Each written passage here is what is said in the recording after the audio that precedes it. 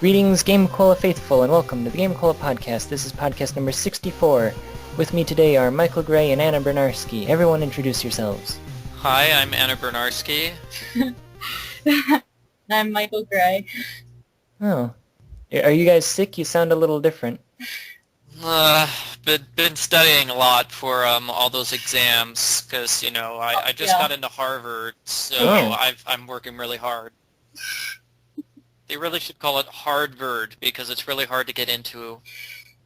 I get it. So since this is podcast number 64, let's talk about the Nintendo 64. Oh man, what a great idea. Why didn't I think of that one? Has anybody played a Nintendo 64? You know, that's like one of the systems that I never owned. I never owned it either, but I've played it before. Okay, what game did you play for the Nintendo 64? Because you're our expert. I played a Donkey Kong game. It was like a fighting game where you go and find the other players and you beat them up. I can't remember the name of it. And I also played a Bugs Life game that wasn't that good. I know what Donkey Kong you're talking. It wasn't Donkey Kong 64 multiplayer mode, was it? That might have been it. Did you shoot coconuts at your enemies? Probably. This was years ago. Was there an awesome rap song at the beginning of the game? I don't remember. Where's Matt Jonas? We need him to do some rapping. Yeah. How does it go? Here we go. He's back again, and about time too. And this time, he's in the mood. Woo, DK. Donkey Kong. Woo, woo, woo, DK. Donkey Kong is here. That was beautiful, Michael. Beautiful rap skills, yes. Mad rap skills. Mm-hmm. Very nice. Yeah. It goes on for like 5 more minutes. It describes every single character in detail, and that's just painful. That's great. Yeah, I think that was the game. I didn't like the multiplayer mode in that game, mainly because I would have to teach somebody to play the game in order to do the multiplayer. Yeah, I don't remember. I think I just kind of ran around and kind of fled if I saw someone else. I had a couple of friends with whom I regularly played GoldenEye, and that was about the extent of my Nintendo 64 playing. So is GoldenEye like a James Bond movie I've never heard of? Yes. Okay. And so it's a licensed game. Yeah, and like one of the few licensed games that was any like worth playing. Like it was actually pretty fun. Now, interestingly, I later played it like 5 years later. I was with some cousins of mine, and I think they just lived in like the middle of nowhere and didn't have like more recent games, so they just continued playing GoldenEye for like 12 years, and they'd gotten it down to like a science, and basically you just pick Odd Job because he's short, and then you can't aim at him. Like, so do you think they could do like a speed run of GoldenEye? Or does that game even have a single player mode? It does, just I never played it. I only ever played the multiplayer. I've never seen anybody play the single player mode, so that's why I'm asking. Yeah, I mean, I think it does, like, I don't know, you probably shoot Russians or something. So it looks like the best time for a single-player mode on hard mode is 47 minutes. Still pretty long. Recorded on in July of 2005. I don't know. I mean, I remember having a lot of fun with the game. Mostly we would just mess around with stupid mods and be like, oh yeah, slaps one-hit kill, and run around and kill each other with our hands. So it's like a Three Stooges movie then. It was pretty good. The other N64 video game I remember people playing as a multiplayer game is Star Fox. Star Fox 64? Yeah, like, my cousins owned it, and I only ever, like, I saw them play it once. And I remember being very impressed, and actually it's part of what inspired me to become a game developer. And, but I never, like, saw it again after, like, my cousin's birthday party. So. Oh, so Star Fox was also on the SNES as well. Huh. Well, that was the original. I guess Star Fox 64 is okay. It was my first time seeing multiplayer with like a split screen, Yeah. which totally confused me because there were like different things on the two screens. Yeah. I had no idea how to handle that. That's crazy, right? Which one's you? I don't know how you're supposed to know which character is you. They might tell you at the beginning of the game. I think it's just based on which controller you have, and like first player is upper left, second player is upper right, you know? What do they do if you have 3 players but not 4? One of them is just blank. So you just have like a black screen there, I think. It reminds me of Back to the Future Part 2. In the future, where Marty McFly's son just goes into his bedroom, or he goes into the living room and he asks the TV to play 6 stations all at once. Oh yeah. And they split the screen up into 6 parts. I'm like, whoa, insane. Why can TVs do that nowadays? Because I want to watch both my soap operas at the same time. I don't know. I mean, I remember it was also popular in like the 80s and 90s, like picture-in-picture, you know? Like you could watch a different station while you're watching another station, but like it was like a tiny little picture in the corner. I remember that on my old TV. That was really fancy. Yeah? I never used it. I want to try that for my walkthrough, if I make a walkthrough for Legend of Zelda Skyward Sword, because it's a Wii game, so I think it would be fun for people to see me actually move the Wiimote around and try to defeat monsters that way. Like, I don't know, there was also the other way around where like you had like 4 TVs and they were all playing the same picture, like as a giant picture, you know? That's so it'd cool, be like right? a huge jigsaw puzzle. Oh no, it would just be like playing the same, like stretching the picture across all 4 screens. Like you'd have them all piled up. Like you would go to like, I don't know, CompUSA or whatever was popular in the 90s, and they would have like 12 monitors all like stacked on each other, and it had one big picture across all of them. So wait, it's like the Brady Bunch theme song where they've got a different picture on each TV, but all together they form a giant picture? Yes. Wow. Yeah, it's cool, right? Like TVs and stuff. It's the 80s. They're video games. Everybody loves the Brady Bunch, I suppose. So what happened with TV technology? I think everybody just got projectors and all TVs are flat screens now. Yeah. What it seems like. My TV is from like 1999 and has a VCR in it. I don't actually have like a modern TV.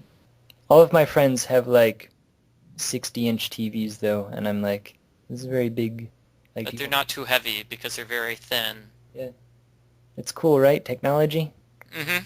Yeah. So speaking of technology, what sort of technology was there in the Nintendo 64? 64 bits. So what's a bit? One piece of information, yes or no. Ah, so the N64 only has 64 pieces of information. Yes or no. Okay. But it can process 64 pieces of yes or no information at one time. The PlayStation could only process 32, I think. And the Super Nintendo could only process 16. My brain doesn't understand that. I know we've talked about this in a previous podcast with like pre-rendering and stuff, but it's like, well, aren't there, say, 20 different colors in an NES game? Yeah, there was like 24 or something, I think, was the total. I don't remember. We looked this up in the last podcast. So, I mean, isn't that like 20 different things that the NES can handle at once rather than just 8? No, because, okay, for every yes or no, like it multiplies. So if you have one yes or no, that's either a 0 or a 1. But if you have 2 yeses and nos, that stores up to 4, right? Yeah, I do know. So it's going to be 2 to the 8th power, you're saying? That's how much the NES can do? Yeah. Oh, okay. That's still not very much, is it? I What mean, is 2 to the 8th power? That's 2 times 2 times 2. Yeah. 256, bruh. Oh, And then everybody knows. 256 times 256 is 65,536. That's cool, right? Yeah, so the N64 can do a lot. Yeah, that's a pretty big number. So I would ask you about the add-on thing for the N64, which gives you like 4 extra megabytes of RAM, but I don't know what a RAM is. It's how much stuff can be going on at once, like a lot of things on the screen. Like remember sprite flicker, like we were talking about before, how Hmm. it could only have so many sprites on a line? Yeah. Basically, if you could have 4 extra megs, you could store a whole lot more sprites and not have sprite flicker. This actually brings us back to a Donkey Kong 64 because it came with, I forget what it's the expansion pack. I think that's what it's saying. The Rumble Pack. Oh, no. No. The Rumble Pack is something different, but you can talk about that while I'm looking up the expansion pack. What is it? It's what makes the Nintendo 64 the coolest cinematic gaming experience yet. Cinematic? Yes, cinematic. Did you get that in the mail? Like maybe it was only because I had Nintendo Power that I got this like 15-minute cassette tape that was like an advertisement for the Nintendo 64. Yeah, no, I didn't get it. It was just you. Cause like Nintendo 64 advertisement. Like this guy had like all the secrets of the Nintendo 64, and these like Sega people like kidnapped him, and like Wait, what? yeah, well like they kidnapped him and they were like holding Mario hostage, and they were like, tell us about the Nintendo 64 or Mario gets it, and they were asking like what makes it so great, and he's like, oh, you guys don't know about the Rumble Pack, do you? The what? This is the Rumble Pack. It's what makes the Nintendo 64 the coolest cinematic gaming experience yet. I'm having trouble finding it, actually. I wish I had that. No. I never got a Rumble Pack for my N64, even though I played Legend of Zelda Ocarina of Time, and there's a whole segment, the fishing segment, which basically says, hey, you should get the Rumble Pack. Oh, wow. And yeah, and the character who runs the fishing store will literally say, whoa, you don't have the Rumble Pack. Whew, too bad for you. Hold on. But no, the expansion pack here allows the RAM of the N64 to increase from 4 megabytes to 8 megabytes of contiguous main memory. Wow. It doubles. Mm-hmm. It was released in 1998 and contains 4 MB RDRAM. That's cool. Hold on. Oh, here we go. Hold It on. was used for apparently 4 games total. Hold on. Give me a second. Oh, it was the scientist guy. Oh. Hey, hold on. I'm going to give you the link in the chat. So is this the entire video, or you skipped to the important part? I just skipped to the important part. Oh, and it was Star Fox is the coolest. Oh, cinematic gaming experience there is. I'm sorry, I got it wrong. I can't believe that I got it wrong after not having watched this in like 12 years. Like, or I guess it would have been even earlier than that. Like, is it sad that I watched like basically an 8-minute long commercial multiple times? Was it a cool commercial? Because I remember watching the commercial that came with The Land Before Time multiple times. Or are you watching the link that I sent you? Yeah. Did he say? I mean, I watched the scene. I heard it. Okay. Yeah. Well, I mean, like, okay, I don't know. It was entertaining, and like I got to see Star Fox 64, which like I never played, but it looked cool, and like I saw my cousins play it at like his birthday, and like it inspired me to, I don't know, start programming. It's cool, right? Yeah. No. I told you to check that out in the meantime while I was checking out the expansion pack. Oh. The thing with Donkey Kong 64 is that it required the expansion pack to actually work. Yeah? Well, there were like 4 games that required the expansion pack to actually work, and one of them was the Zelda game, which was the only reason I got the expansion pack. Oh, wow.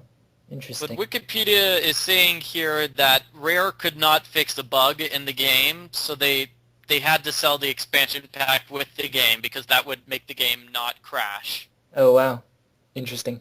Which actually explains something, because with Donkey Kong 64, the game lags pretty badly at some places. Now that I know what lag is, I actually understand it. Yeah.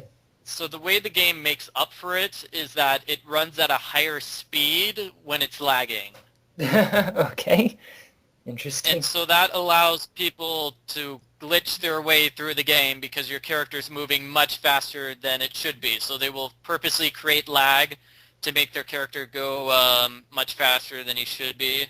Wow. And that way you can fit through small entrances and things like that. Interesting. Video games.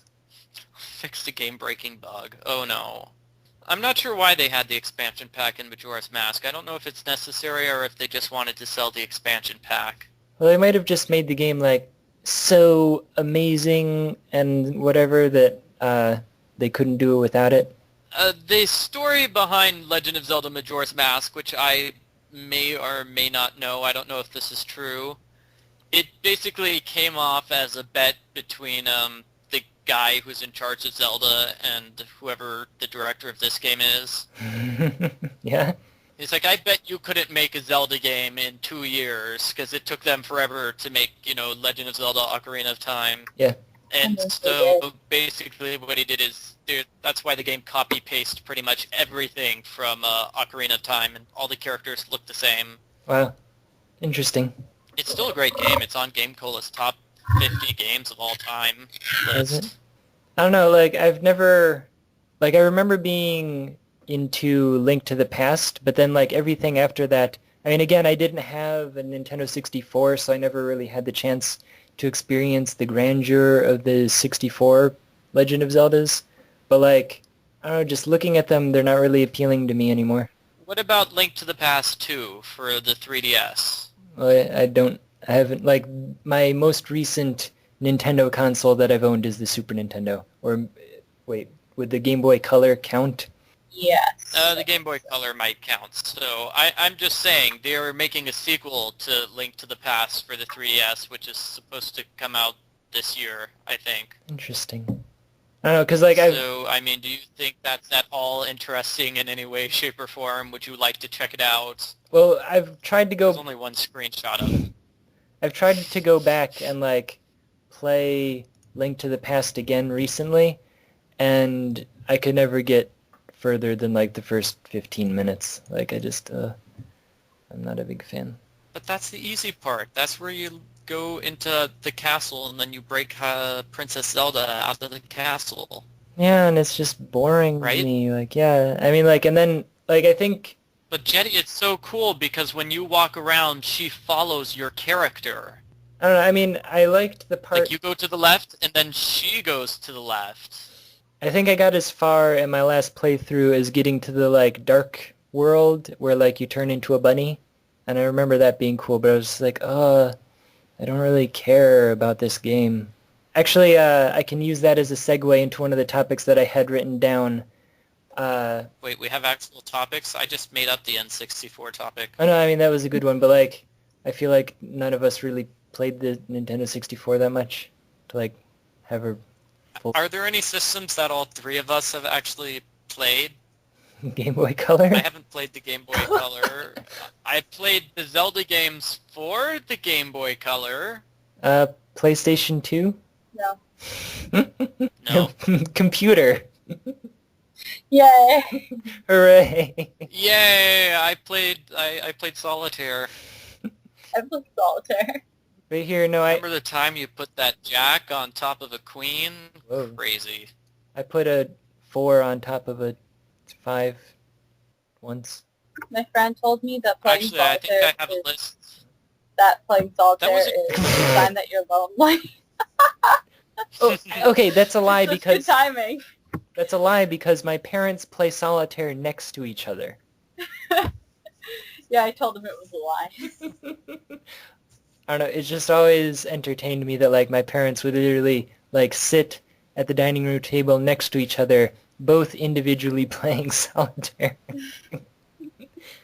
You guys. I have a list of Solitaire fanfics right here for Oh. the Hacks and Slash Why? podcast, believe it or not. Why? Because Diana said if it's a Solitaire fanfic, that automatically makes it a bad fanfic. But there is a lot of Solitaire fanfic. Yikes. Some of it good, some of it not so good. Are they about the player or like the characters in the game? They're about the characters. Some of them are about the characters, like the Jack and the King, and, they pretend that they're in like some sort of medieval place fighting. You've got the Spades Kingdom fighting the Hearts Kingdom or something like that. Yeah. And some of them, I've noticed like 3 of them are about people in the real world, which doesn't make sense. Let me read a short one to you now. This is called Mrs. Solitaire. Self-insert. By Panic. No, this is not a self-insert. No? But this is Mrs. Solitaire by Panic. Okay. Bill Gates was pacing outside the maternity ward, perspiring madly and biting his nails down to an ergonomically efficient length. "Oh, stall," he fretted. "Why didn't you tell me?" The door to the ward slid open and a nurse stepped out. Promptly, and with more violence than one would expect from a 40-year-old computer nerd, she was pounced on and assaulted by the richest man on earth. "How is she? How is she?" he demanded, shaking the nurse's shoulders. "Mr. Gates," the nurse said hesitatingly. She led him into the ward for Bill to see for himself. There were doctors. Behind them, a bed. On that, a laptop computer. In that, his recently released Windows XP operating system. On the screen, with the green hill, blue sky background, 2 icons. One of them smaller than the other and blinking into existence before Bill's very eyes. The larger icon was Solitaire, who is currently not responding. And the one beside Sol, no, thought Bill as he leant closer, was a baby spider Solitaire. "Holy motherboard," Bill said, and then fainted. The end. Wow. Yikes. So yeah, Solitaire. So what was your real topic? Oh. I did have a real topic, and my topic was, actually recently, I cashed in some of my like 4,000 Bing points to get 400 Microsoft points, which allowed me to buy some Xbox Live indie games. And it's interesting, like paying $1 for a game and getting a short game as opposed to what I'm used to from games, which is, paying like $60 and getting something that honestly is way too long. And I don't know, like I was just remembering all the games that I've played and how I'll be like excited to go back and play, Secret of Mana again, and then like half an hour in I'm like, I really don't care about this story. Like I kind of want to get to the end and like the parts that I remember being exciting later, but I don't want to like sit here and play the whole like 30 hours to get there. Are games too long? Wasn't this a topic on the podcast before? Probably. Okay. I don't know. I haven't purchased any games recently besides for the casual games, on the iPad and such. What about you, Anna?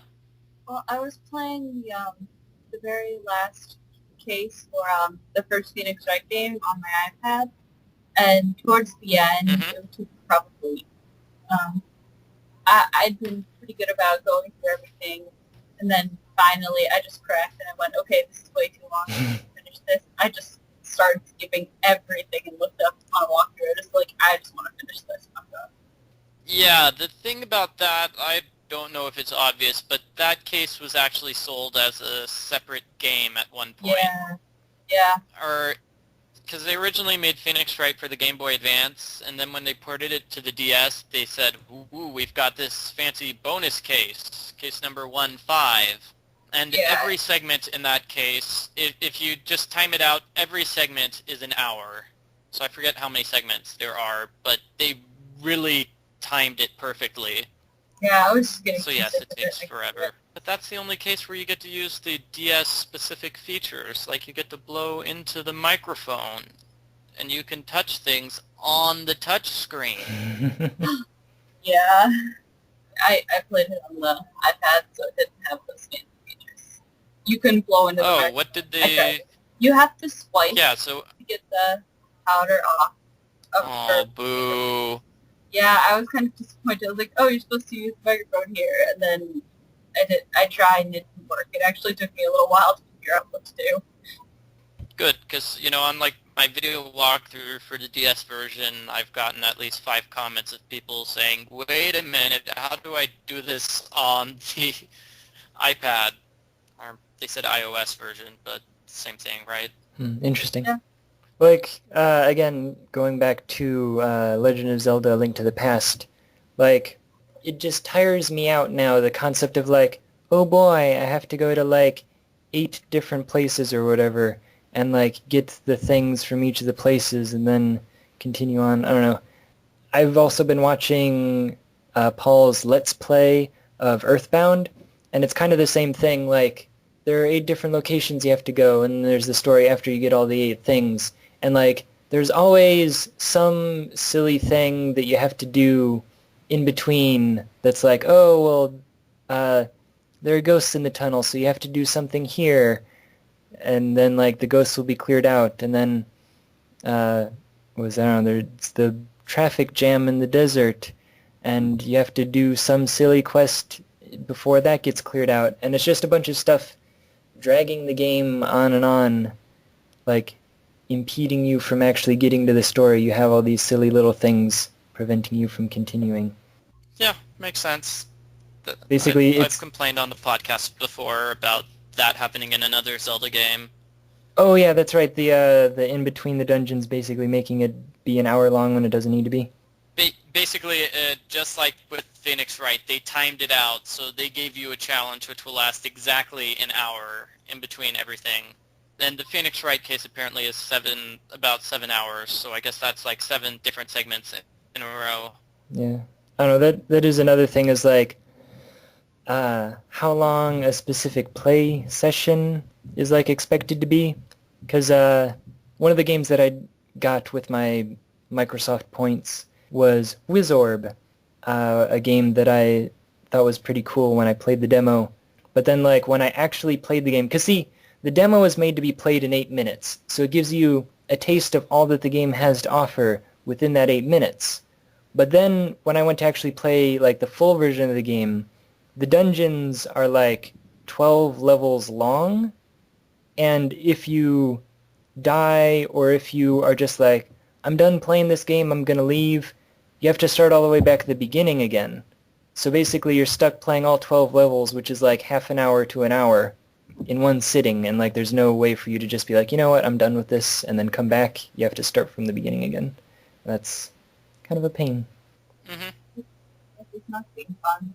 I don't know. I wouldn't know how long you're supposed to play different games. Sorry. My brain's just out of it because I've been busy playing Nancy Drew things. And it's sometimes interesting to compare, say, like the early games in the Nancy Drew series to the later, because the later games are obviously a lot longer. Yeah. I don't know if that's due to technical stuff or what, because, the early games could only fit on like a 1 CD, say, max out at 300 megabytes. Whereas the later games have like 3 gigabytes of information. Yeah, no, that's true. And also, maybe if they've become more popular, they have more money to spend on making a game. Mm-hmm. Also in the earlier series, you will see challenges repeat. So like they copy-pasted the fishing challenge from Secret of the Old Clock. You see that again in Kapu Cave, and it's literally the exact same thing. Yeah, they don't do that so much anymore. So I guess speaking of that, what games have we been playing? Anyone play any video games This is a lately? sleepy podcast. Yeah. Yeah. You can talk, Jetty. Oh, like I said, I cashed in some Bing points and got myself some Xbox Live indie games. I played Soulcaster, Wizorb, and Breath of Death 7.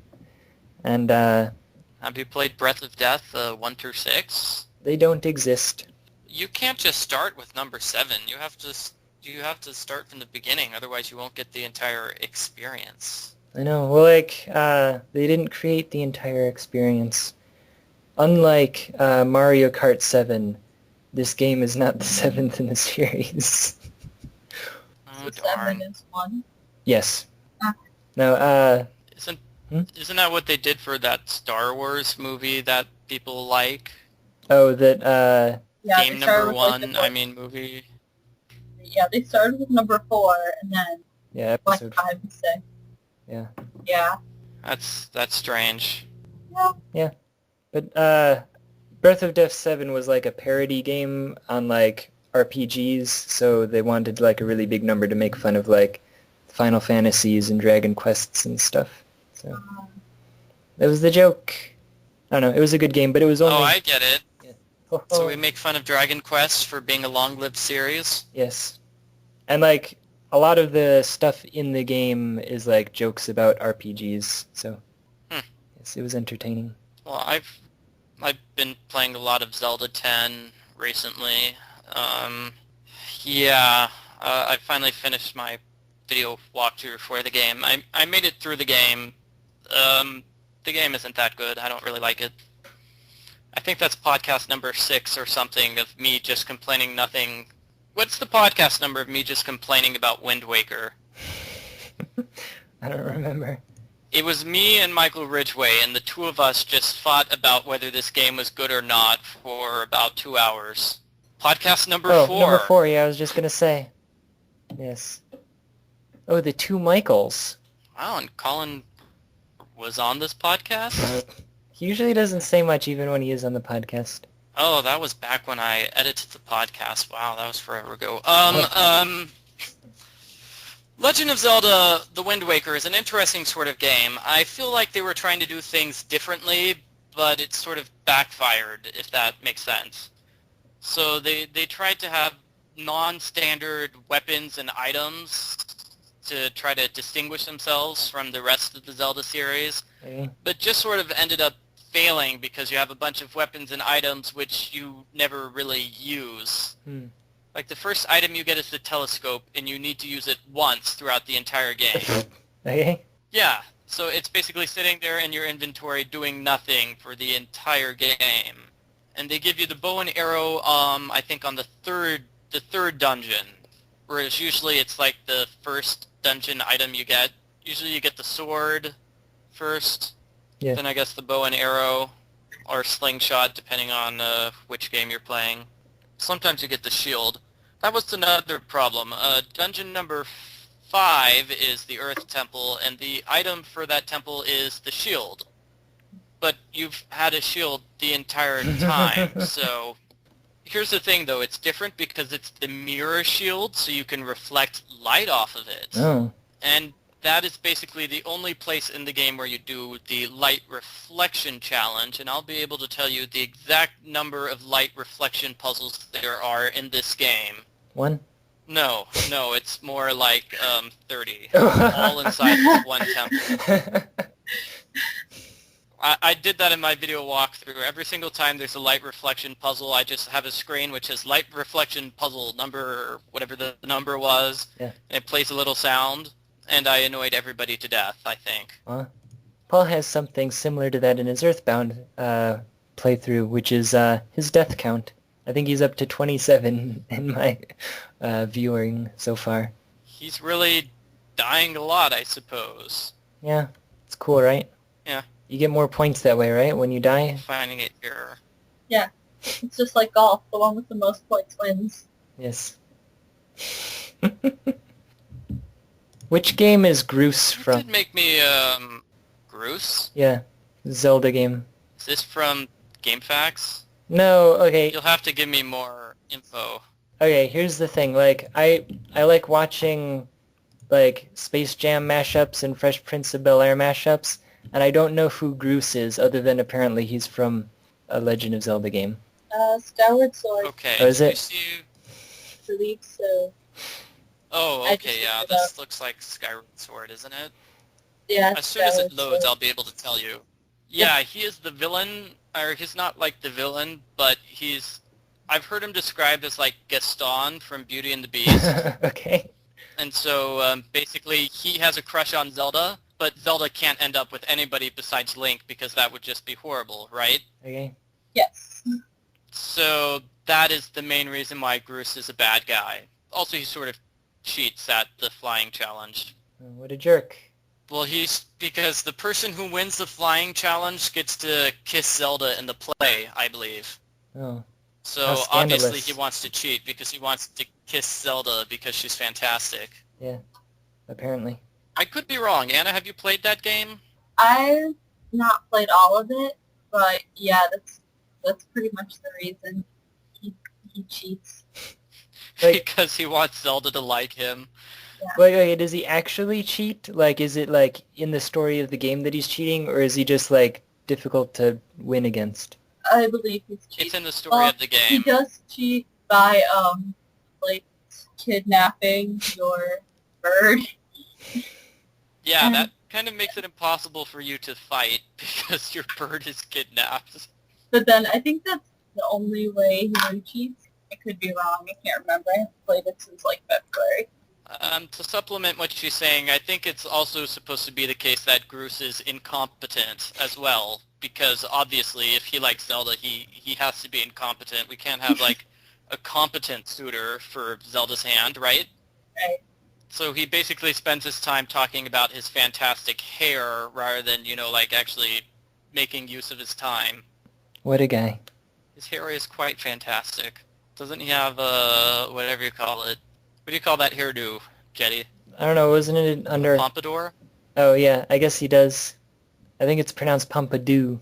It's Francaise. Oh, is it? Oh, wow, I'm all wrong. Yeah, it's Francaise, pretty sure. I've been pronouncing it Pompadour forever, okay. Because I heard it from an old recording from like the 1950s, because the person was making fun of, say, I think, Elvis for having a pompadour. Yeah. Did he make like a pun about Does it? he have a pompadour? I think he does. No. Oh, okay. Are we talking about different things? No, like the hair with like the curly poof at the front, kind of, and it like sticks up. I don't know. Groose has something called the Groosinator. Uh-oh. What? Which is not himself. Created by Groose, the Groosinator is a railed weapon equipped with a catapult that fires larger than usual bomb flowers. Wow, this guy's throwing bombs at Link through a catapult? That's Well, kind of... Link shoots bombs out of his bow, doesn't he? In certain games, yes.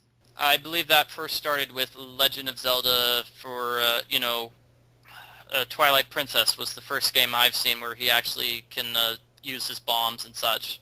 And connect them to his bow, I mean. I thought that was like a thing. I don't know. You might be having it confused for, say, like the fire arrows, which is an arrow which is set on fire, and you can set things on fire from a large distance. No. There are also the light arrows, which he can shoot out, which will sort of make enemies explode. I think you could do the bomb arrow in the Game Boy game, is what I'm thinking. Let's check it out. The bomb arrow is a recurring item, first appearing in Link's Awakening. Okay, yeah, and again in Twilight Princess, so that's kind of a long break. Zelda 3 and Zelda 11. Not 11, Zelda 12.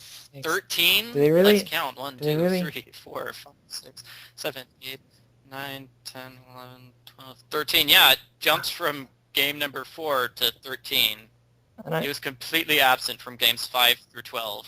when did they make all these games? Yeah, these are a lot, but I We're didn't counting the realize Game Boy. The Game Boy Color games were Okay. basically released at the same time. I think Link's Awakening DX could be added to the list to make it even longer, but it's not. Yeah, because then there was the other... So the two NES games, the SNES game, the two N64 games, the Game Boy game, the two Game Boy Color games, the Game Boy Advance one, the two Game Boy Advance ones, 3 Game Boy Advance ones? What? It's because 4 Swords and 4 Sword Adventures, which I don't count as quote-unquote real Zelda games, Yeah. but those, make the list go Yeah, well, I was gonna say, larger. if you like just get rid of the like handheld stuff, it sounds like you get rid of like 6 games already. You do. You get rid of most of the games. Without the handheld, you have the 2 NES games, 1 SNES game, 2 Nintendo 64 games, 2 GameCube games, 1 Wii game. Okay, yeah, that sounds more like what like my knowledge it. of Zelda was. Only 1 Wii game. Lazy guys. Lame. They ported the GameCube game to the Wii and said, hey, it's a Wii game, but I Yeah. didn't buy that. Didn't the Wii version come out before the other one or something? It came out about a month before it, yes. So weird. So the Wii, the release date was November 19th, 2006 for the Wii version. The GameCube version was December 11th, 2006. And that was the game where Link turns into a wolf. Oh. He's a werewolf in that game. Well, not really, because it doesn't have anything to do with the moon. It has something to do with like a piece of a mirror stuck in his forehead, which turns him into a wolf. Okay. So about, I think, 70% of the way through the game, I could be wrong, Midna, a character, gains the ability to remove this thing from his forehead and put it back whenever he wants. So basically he can turn into a wolf whenever he wants at that point in the game, whereas previously you're sort of forced to turn into a wolf. That's cool. Video games. I never got to say what I've been playing. Oh, I never did either. Oh, wait, I did. Go. It took longer than I expected it would, but I finally found somewhere to play the Animaniacs SNES game, Oh. which I got really excited about. But I'm really bad at it, so. I've only played the Game Boy Animaniacs game. Is it mostly the same thing? Well, what are the levels? We can figure that out. Game Boy Advance has the Game Boy version has like 3 levels. One of them it's the tutorial, which is at the Animaniacs Water Tower, and then the other one is the Wild Wild West in Transylvania.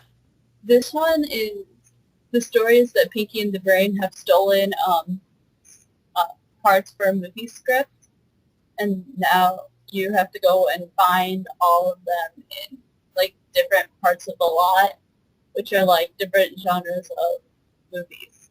Yeah, that's the exact same thing as the Game Boy version. Okay. But I think this one's larger though because it has more than 3 levels. I think it does. Yeah, it's saying here that they took out a couple of levels for the Game Boy version. Okay. Yeah, I was gonna say is licensed games like that have a tendency to be released on like every single system like simultaneously and be exactly the same game except like trying to cram it onto whatever system it's on. Except for DuckTales. Woo woo. Except for DuckTales. DuckTales and DuckTales 2 for the Game Boy are completely different from their NES counterparts. Interesting. So, for example, in DuckTales 2, you have the Egyptian level. On the Game Boy version, it's more interesting because it's actually shaped in a pyramid. Yeah. So, all the screens are shaped up like a pyramid. I don't know if that makes sense. Interesting.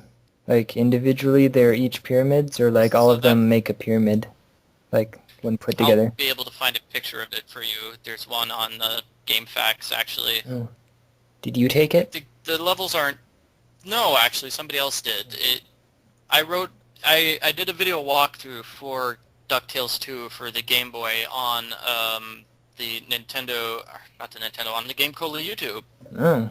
And what you have to do is realize that the Egypt is shaped like a pyramid in order to find the top secret hidden room at the very, very, very, very top. Oh. So this would be the layout of level number 4 of DuckTales 2 for the Game Boy. Oh, interesting. I see what you're saying. So you can see they specifically designed the level to look like a pyramid. And Oh. Yes, video games. Whereas, here's something a little bit different. Here's the map on the NES version of Egypt. Notice how they're completely different. That's not it. Yawn. It's not as awesome. Yeah. Yeah, Boring. so which one would you rather play? Game Boy or NES DuckTales 2? Come on. Yeah. I love the Game Boy. Well, plus there are also additional items in the Game Boy version which are not present in the NES version. I have absolutely no idea why. Because. You can see with the pyramid, there's a hidden room at the very, very top, and that's just a super hidden room. There's like, it doesn't look like What you there's have to anything do is in bounce off of an enemy. I forget, I think you have to bounce off of an enemy through the ceiling because you can't see that there's a hole in the ceiling. Interesting. Oh, and there's a special item in the Game Boy version, the X-ray glasses, which lets you see where all the hidden treasure is. Part of the fun of the game is going around and finding all the hidden treasure, and the X-ray glasses are a big help with that. Oh, I thought you were going to say that it completely ruins the game and makes it no fun at all. No, because I think what it does is it just keeps a list. It says you've gotten 30 out of the 40 possible hidden treasures. Oh, okay. Actually, I think that's probably what the X-ray glasses are, as opposed to showing you where all the treasures are. Oh, well, that sounds stupid then. Why are they called X-ray glasses? Why not just, like, item list? Like... I don't know. I haven't played this game in forever. I can't tell you. Yeah. Sounds like a useless item. X-ray glasses, magic mirror, radio. Oh yeah, they have a radio because I guess Launchpad was too many pixels to put in the game for the Game Boy version. So there's a radio which you use to call Launchpad as opposed to you talking directly to Launchpad. Video games. They're awesome. I like them. More fun than a barrel of monkeys. I don't know. I mean, how many people have actually played with the full barrel of monkeys? I don't know. But how many people have played video games? Many. Yeah. I guess that kind of, like, makes a statement about barrels of monkeys, though. Like, if they were really that fun, then, like, the first guy who had a barrel full would just be like, dude, you know what everyone needs? A barrel of monkeys, not any of these lame video games. Mm-hmm. Sometimes I think that's sort of rigged, because, the phrase, it's the best thing since sliced bread came out like 4 years after sliced bread was invented in the 1920s. Yeah. So really, if you were using it back then, it's like it's the best thing since 4 years ago. Yep. Which isn't really saying much. They could have I been know they saying made fun of that other on The things. Simpsons. Like they could have been saying other things, like, and then especially in the 1920s, best thing since something else 20s related. Yeah, and that one just stuck for some reason. Yeah. Best thing since the Ford car.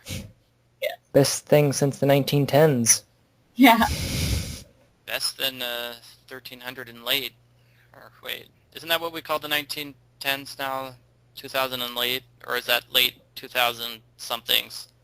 I have no idea. Oh. Oh, I do know. Well, what do you call the zeros? Do you call them the knots? I've heard that for a while, but that's kind of negative sounding. I was just going to say that, actually. I've heard other people call them the aughts. Like, instead of calling them the knots, they're the aughts.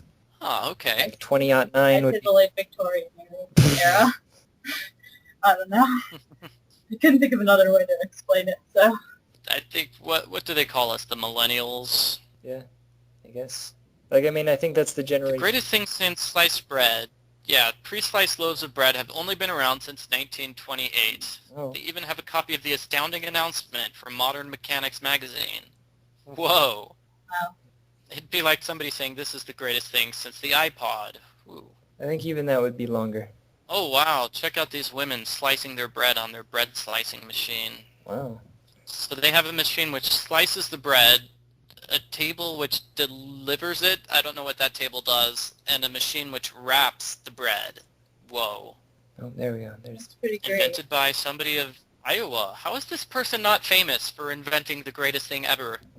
Delivery table. Wrap. Mr. Rowetter, come on. Interesting. He might have been famous then, but now it's just like, oh, well, it's sliced bread, so we don't care anymore. I like... Did you see the second picture, which shows, like, the machine, like, how it works? Yeah, that's cool. Ooh, I want to see how does it work? Does it, like, slice the bread? Yeah, I think so. Yeah. Like, it has a little wheel on which, like, little things pull little saws up and down. Holy. Slicing knives. Fresh loaves conveyed to slicer. Oh, wow. Sliced bread delivered. Slicing knives. Oh, man, this is crazy. Alternate knives move That up seems like it and would be- down. How does that even work? Oh, they're on, like, a turning thing. Huh. Yeah. Like, the thing spins and moves the blades up and down. Like, both up and down. And, Yeah. the bread comes through from the top, moving downward, held in a little box. And then it goes onto the delivery table, I guess. Ta-da. Oh, hold on. The machine has been developed until today. It is capable of perfectly slicing 1,200 to 1,400 loaves per hour. Ooh. That's a lot. Wow. Yeah, it is. During the years of research which preceded the actual marketing of sliced bread, an exhaustive research involving the interviewing of some 30,000 housewives was conducted for the purpose of determining a thickness of slice which would be most nearly universal in acceptance. Wow. This innovation, really which is did declared to be the greatest single development in the industry since the practice of wrapping bread, was first adopted in Missouri. Oh. Huh. Oh. So Missouri started wrapping bread, and then we had sliced bread. I like that it says, perhaps on the theory that if Missourians could be convinced of the desirability of sliced bread in a wrapper, the rest of the nation could be won over. I guess people... Well, once you make it big in St. Louis, you're big everywhere. I'm surprised more video games don't try that technique. Just having a beta in Missouri. A focus group in Missouri, yeah. I'm told there are some companies that primarily only use focus groups in the Midwest, but I don't know how accurate that is. Interesting. With the idea that, the people in the Midwest are, like your more standard, typical American, Perhaps. as opposed to, say, like New Yorkers who are just New Yorkers. Yeah. They're sort of in their own little bubble. Or Californians. Northern California is in a different bubble than Southern California. And then Central California is in its own little bubble, too. They need to split the state in half, but they're never going to. They've tried 40-something times to split the state in half, in case you didn't know. I think they recently wanted to do that with, like, Colorado or something, that they were like, we want to have North Colorado and South Colorado. Mm-hmm. Want to add more states. Well, the problem with California is that the people who make all the decisions live in the north, if that makes sense, because that's where the state capital and stuff is. Yeah. But Hollywood doesn't like being part of that, because, it totally leaves out Hollywood and LA and Disneyland. And, they want to have some control over how the state is run. Yeah. It is interesting, in Florida, you have the Panhandle, which, like, no one really thinks about as being Florida and is, like, in another time zone and stuff. And we always kind of forget that the Panhandle exists compared to the rest of Florida, primarily being Miami. Doesn't Disney World... I was going to say, doesn't Disney World have, like, part of its own county or something? Yeah, run by Disney World? Yeah, like, it literally has governmental control over its own municipality. And apparently, like... Yeah, so... There are a lot of stories about stuff that they do that are, like, wildly illegal, but whatever. And, like, if anyone dies in Disney, they just, like, bring them over the property line before declaring them dead. Oh. That way no one ever dies at Disney. They were officially declared dead off Disney property. Wow. Oh, God. What kind of horribly illegal things are you thinking of? Because I'm thinking of amusing things, and you're probably thinking of horrible, horrible things. Yeah. I don't know, slipping on a banana peel? Is that illegal?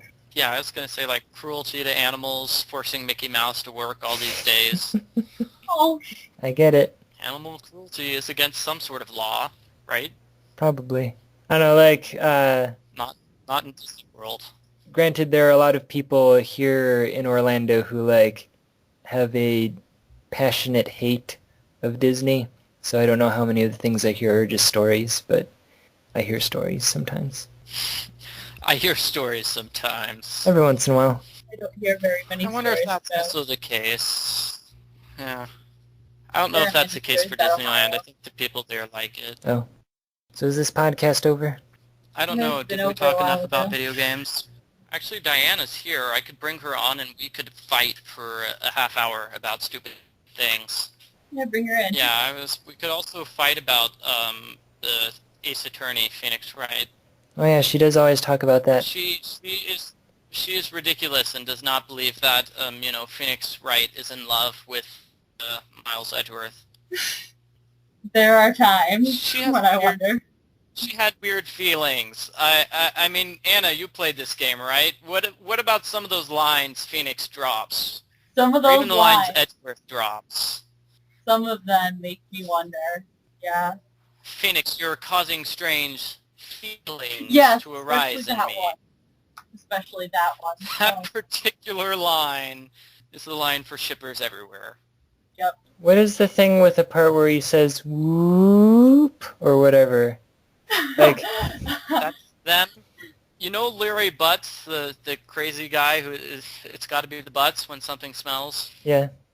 Yeah, no, I mean, I know about... So at the end of the game, he's like, "Hey, Edgeworth, you've got to chill out, bro, and stop being so uptight. Just shout, woo!" Because you're not going to go to jail, and so Edgeworth tries it, and he just goes, "Whoop!" I feel like an idiot. I can just imagine. I can see that happening in my head, and I just see Edward going to the corner and going, He just looks to the side and feels sad. yeah. That's why people like it. It's a funny scene. Interesting. If Anna was here, we could... Not Anna. You're Anna. Diana. If Diana... You two need to change your names just so it's less confusing. Well, see, like, Anna is the first, and Diana is the second, right? Like, die for two. Like, you have Yes. Anna and Diana. All right, makes sense. See, they were clones, but Anna was the first. I'm just going to take a guess and say that neither of us look alike, so... And then there's Triana and Quadrana. Ooh, Quadrana is my favorite. Penta Anna is way too much. Whoa. Guys, I think I convinced Diana to come on. I said, podcast, exclamation mark, exclamation mark, exclamation mark, exclamation mark. She says, "Do you need me?" I said, "We're talking about Phoenix Wright." She says, "I'm in. Let me get my headphones." I'm going to drop her in. It did not take much to convince her. Yes, this would have been Hey, Phoenix Wright, I'll be there. Did someone say Phoenix Wright? Bitch just said Phoenix Wright a couple of times. I just got home. I was considering sending Jenny a message, but I was like, there's a lot of people online. Maybe he doesn't need me. No, like, no one's actually around, even if they're Oh, that's online. So, Phoenix Wright, Diana, you apparently don't like the idea that Miles Edgeworth and Phoenix Wright are special someones. Are we really going to have this discussion, Michael? Do you really want to open this conversation with me? What? No, I was just, I was playing the game recently, and it really seems like the game is leaning in that direction. I'm pretty sure. No, it isn't, Michael. That is the completely wrong idea. Just no. Oh, Stop. but I that's get why enough of there's that so from much Paul. passion between the two of them. It is passion in the courtroom only. Yes, the passion for justice. Yeah, it's what Jenny said. Don't let Paul be a bad influence on you, Michael. You're right, Edgeworth. It's just us here in the courtroom today. No judge, no jury, nobody here but you and me. I'm pretty sure that never happens because Maya's usually I think there. I'm writing a fanfic as we speak. Actually, I will flame your fanfic. what? No. Oh. I will. Only So do because you think Phoenix Wright is capable of having romantic connection between other people? it Good depends. question. I don't know. I mean, clearly he I think was maybe his capable ability to love was destroyed. with the events of Game 3. Is that what you're talking about? Like the flashback? Yeah, I'm saying with the events of Game 3 where his girlfriend tried to kill him and then she framed him for murder, I think that I think destroyed Game his 3 ability destroyed to love everything for until him. he met Edgeworth again. No. Stop. No.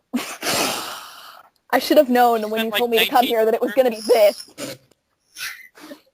He spent like 19 years trying to find Edgeworth again. That's more than a little obsessed. Because Just they a were guy friends. who knew from one semester of 4th grade. What? Hey, he feels a debt of gratitude to Edgeworth for defending him in that classroom case that really didn't even matter in the long run. So I don't Yeah. It didn't matter at all in the long run. except it made Phoenix become an attorney. That's it. Part of the reason, yeah. But what do you think is up with Edgeworth being more serious here? Why do you think Edgeworth doesn't acknowledge the fact that he knows Phoenix from before until towards the end of case number 3? Because, I mean, you see him all throughout case number 2 where he's the villain, and all throughout case number 3 he's the villain, and it's this huge twist at the end of case number 3. I think it's just because Edgeworth doesn't want to... That was a really difficult time in his life when, like, at the events of DL6 happened, and he doesn't really want to process that. Or at least that's what I always imagined. I don't think he likes thinking about it before, because, I mean, after DL6, he didn't know anything except Von Karma, and Yeah, he that was was his forced to life. move away from the country and stuff like that. Yeah, so I just think he doesn't like to think about it anymore unless he has to. Okay, so here's the other question. Why do you think Phoenix doesn't mention it? Because he's very reticent to mention it when Maya brings it up. It's the conversation between Phoenix and Edgeworth, and Maya's like, whoa, Phoenix, you two know each other? He's like, yeah, we knew each other when we were kids, or something like that. And Edgeworth says, don't expect any special treatment, right? I think it's kind of the same thing. Like, it was... I think that was the end of case number 2, actually. My mistake, sorry. I think it was too. But I think it's kind of because it's the same thing. Like, Phoenix doesn't like to think about it either, because they were becoming friends, and Edgeworth had a really big kind of influence on his life, and then he just left, and Phoenix felt betrayed. Not like that, but like... not like what? Not like what I'm sure you're how going to was that, say yeah? right now. Edgeworth saved my life, and I wanted to show my gratitude for him. Actually, I've been considering getting a pet, and on my list of pets to get would be a hedgehog. And I was trying to think of a name, and it came to me very suddenly that I should name him Hedgeworth. That would be awesome. Yes, Miles Hedgeworth. That's a great name. Well, I have 2 cats, and when we got them, they're brothers, so I wanted to name them Clavier and Kristoff from Apollo Justice, but no one in my family seemed to appreciate that idea. I was very upset, so I called them that anyway. Is it pronounced Clavier? I call thought him it was Clavier. I Clavier. always have called him Clavier. I don't know why. It's German, but if you remember when we brought on the Turnabout musical people, you'll notice that they and I pronounced all the characters' names completely differently. Yeah, I know. Like, in case number 3, Luke at May.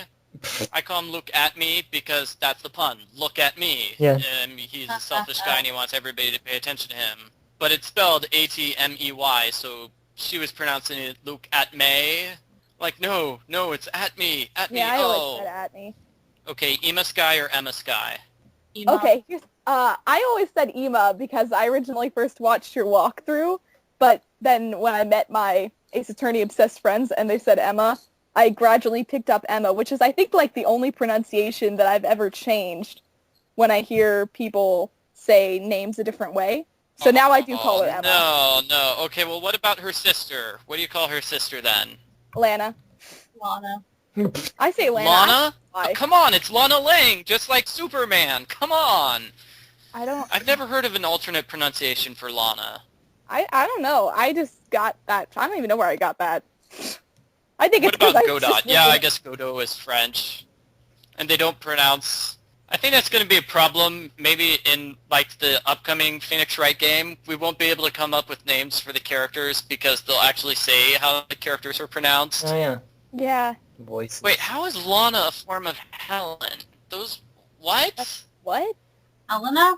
Maybe? Helen is spelled with Lana? Edas. Wow, that's my ancient Greek nerd coming out of me. Yes, there are 2 different letter E's in Greek, sorry. There's epsilon and eta, and I think Helen is spelled with the E, not the A. So, Godot, worst character in the entire Phoenix Wright series, or worst character in the entire Phoenix Wright series? What's wrong with him? I don't... Eh. I don't think he's the worst character. I'm pretty sure you could probably think of a worse one. Oh, who's worse? And no villains, or I don't know. I guess villains are usually pretty bad guys. Wait, I got one. Director Hottie, he was horrible. Yeah. Oh my god. And we win. had to have him back in Apollo Justice, because he's the only recurring character we needed. That was horrible.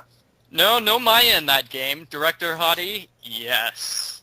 Okay, I gotta go. Oh, okay, Thank you for having me sorry. for like 10 minutes. that was fun. That was a very fun 10 minutes. Yes. Good work. Thanks for being Good, here. and I'm glad we decided that Phoenix and Edgeworth are true lovers. I hate you. Stop twisting my words. Objection. Indeed. Objection. You know what? I gotta go. I can't take any more of this. Michael has driven me from the Okay, podcast. yeah. Bye. Bye, I don't know how you're going to put this together, Teddy. I'll figure it out. Bye. Bye. Bye. Bye. I don't know. Are we done then, or? I think we're done. We just brought her on to be mean to her. So thank you everyone for being here. Please visit GameCola.net, our actual internet website. Visit us on YouTube, gc.net. Look for us on Facebook. Look for us on Twitter, at GameCola. Follow all of us on Twitter. Yeah. Was that? You can read all about Paul Franzen's conspiracy theories about Larry Butts and Miles Edgeworth being a secret couple. Oh. Or you can learn about his adventure game that he's working on, but I think he's more concerned about, Edgeworth and Larry Butts being a couple. He does post about that constantly. About his video game, not so much. I don't think he's actually making it. I think Lizzo's doing it, and he's just putting his name on it. Video games. Video games are awesome. Video games? I have video games on my bed right now that I need to install on my computer. Oh, I've got one. Treasure Math Storm and Infinity City are sitting on my desk right now. I need to install them. I need to install Thrillville.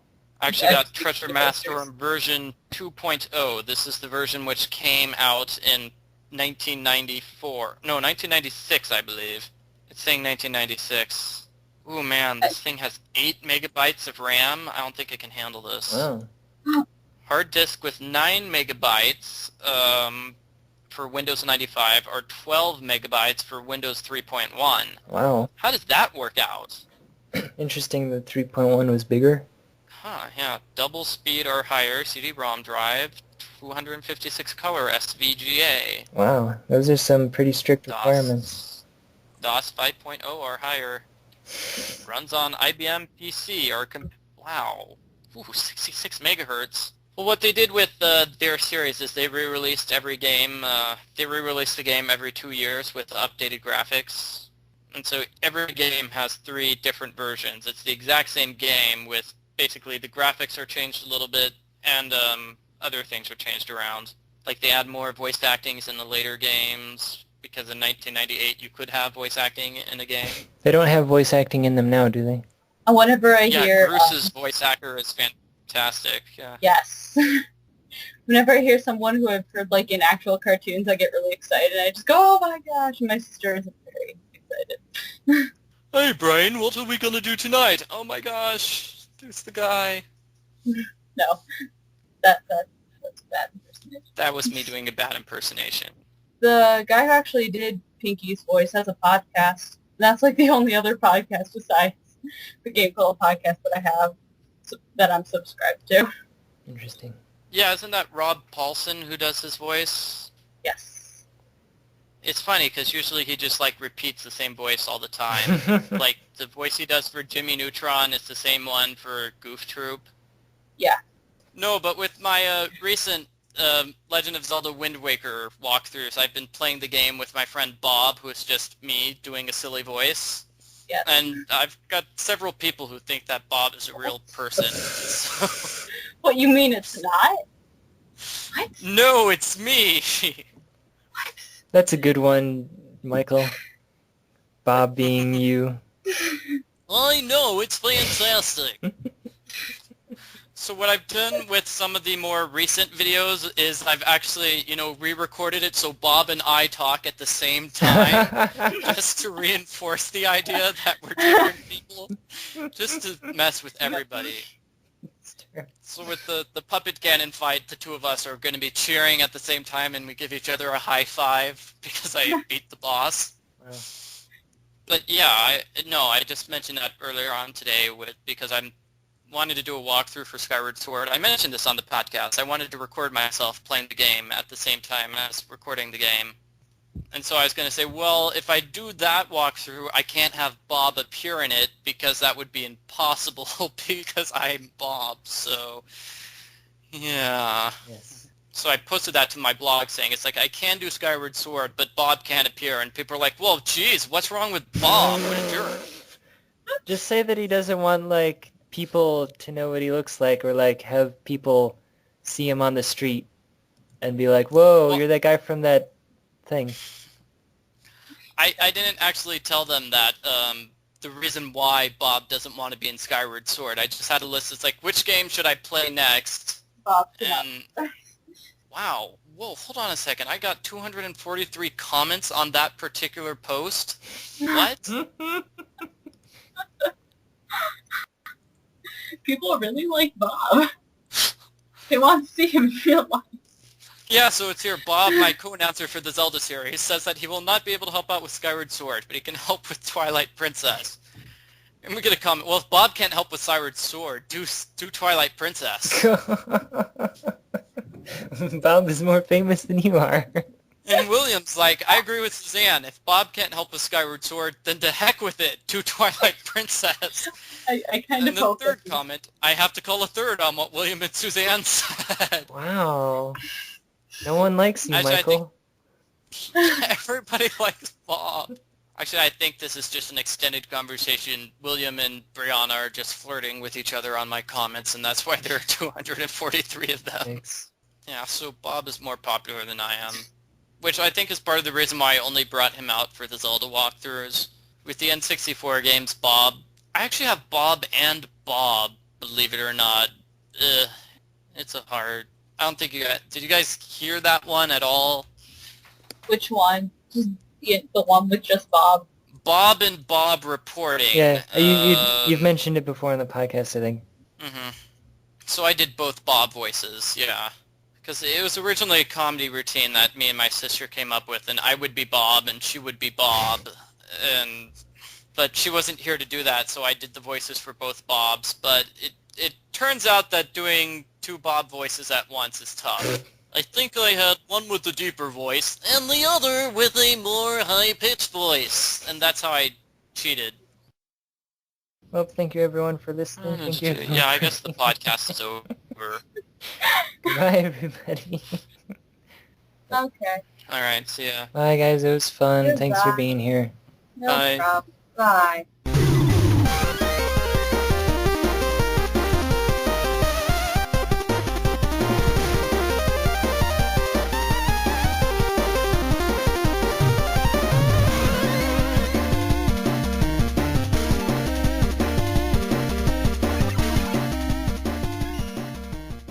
Jenny, what do I have to do to get fired? Not... Paul refused to ever fire me. He keeps trying to fire you know, me. like he put on an ankle bracelet to make sure where I was at all times. I tried to break it off and escape. That's how hard it was to get fired from GameCola. So you notice, even though I retired, I'm still working for GameCola. I should go back and, read that retirement article. Just go, I was so happy then.